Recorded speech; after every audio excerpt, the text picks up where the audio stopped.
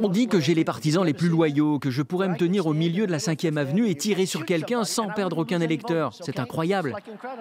C'était en janvier 2016, un an avant d'entrer à la Maison-Blanche. Et Donald Trump avait vu juste. Celui qui était alors un novice en politique avait déjà réussi à fédérer un soutien aveugle d'un grand nombre d'Américains. Depuis le lancement de sa première campagne, Trump a survécu à des scandales qui auraient mis fin à la carrière de n'importe quelle autre personnalité politique. De la description des suprémacistes blancs à Charlottesville, des gens très bien, des deux côtés, à sa gestion de la pandémie de Covid. Je vois ce désinfectant et je me demande s'il y a quelque chose à faire avec ce produit, par injection.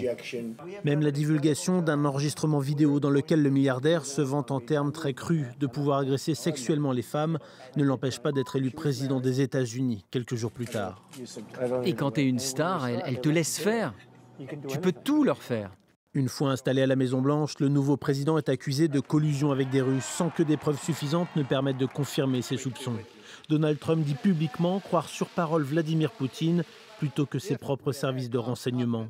Une déclaration vécue comme une gifle par la CIA et le FBI. La vérité n'a jamais été sa ligne de conduite. Le Washington Post a recensé 30 573 mensonges ou déclarations trompeuses pendant la durée de son mandat. Un chiffre étayé, déclaration par déclaration. Par 2 fois pendant sa présidence, le Congrès vote une procédure d'impeachment, une mise en accusation contre Donald Trump, une première dans toute l'histoire des États-Unis. Pas de quoi empêcher 73,9 millions d'Américains de déposer un bulletin Trump dans l'urne en 2020. Un chiffre historique pour un président sortant et bien supérieur à celui de Barack Obama pour sa première élection en 2008. Et l'ancien président ne s'arrête pas là. Après avoir quitté la Maison-Blanche, il fait face à de nombreuses poursuites judiciaires. Il devient même le premier ancien président des États-Unis à être condamné pour crime. Un tribunal de New York le reconnaît coupable de 34 chefs d'accusation. Il aurait falsifié des documents pour dissimuler le versement d'argent à une star du porno et acheter son silence sur la relation qu'ils auraient entretenue. C'est la suite de la chasse aux sorcières la plus dégoûtante de l'histoire de notre pays. Mais plus il est attaqué, plus Trump joue la victime et plus il engrange de soutien.